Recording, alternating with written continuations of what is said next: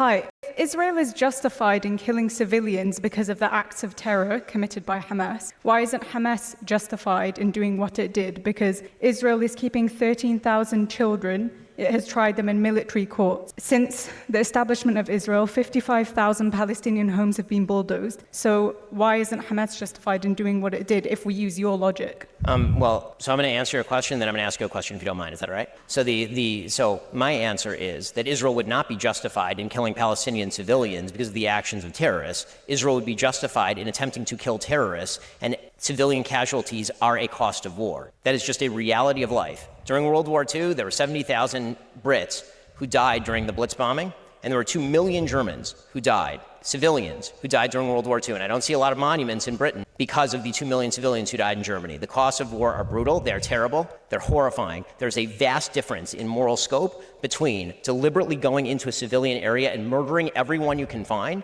and trying to kill a terrorist who is deliberately hiding beneath a civilian area, hiding their rockets in civilian areas, starving their own people. There is a vast difference. Okay, so now I get to ask my question, if you don't. So my question is, do you believe that there is a moral difference between Hamas going into, for example, Kfar Aza and murdering entire families, and Israel attempting to target terrorists and accidentally hitting civilians? Israel is effectively doing the same because Gaza is the most densely populated region in the world. There are 15,000 people per square mile. So does Hamas get immunity because they're there? So Hamas gets immunity. Israel has killed 3,500 children in the past 3 weeks. That's more children. That's more children than have died in conflicts around the world in each of the last 4 years. So just to be clear, your logic is that if you're a terrorist group located in a densely populated community and you hide behind civilians, you're now immune. Where are the children meant to go? So you're immune. Okay. That's a violation of the Geneva Conventions, but okay. You're now immune. Your logic is that if you're a Hamas terrorist... Sorry, since 2005, 23 out of every 24 conflict deaths have been Palestinian. I don't see any moral equivalency there. It's clearly unjust what the IDF has been doing to the Palestinians because there's a vast disparity between the number of Palestinians being killed and the number of Israelis. I mean, I would certainly hope that Israel is killing more Hamas members. This isn't a conflict. This isn't a conflict. This is one-sided ethnic cleansing.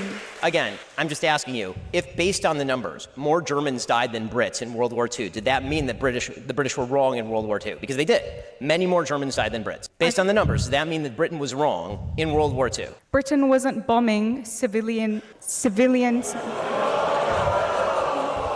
There's a clear difference. You should talk to the people in Dresden, but you can't because they're dead. There's a clear difference. Well, I agree that war is horrible, but this is not a just war. What Israel is doing is not a just war. There is a difference between fighting the Nazis. So it is not a just war to fighting the Nazis. It is not a just war when you fight a war against people who murder 1,500 of your civilians and take 233 of them, at last count, captive into tunnels. It is not a just war to obliterate them. Please name a just war. Israel's been killing civilians for the past 75 years, and there was no headlines about it, and nobody said that the Palestinians were Israel justified does not purposefully kill civilians. Palestinian terrorists do. Israel has not purposefully killed civilians. Are you willing to stand by that statement? If Israel put down its guns tomorrow, there would be a second Holocaust. If the Palestinians put down their guns tomorrow, there would be a Palestinian state. That is the reality. And let me ask you this. There would not be a Palestinian settlement. I'm going to ask you. I'm just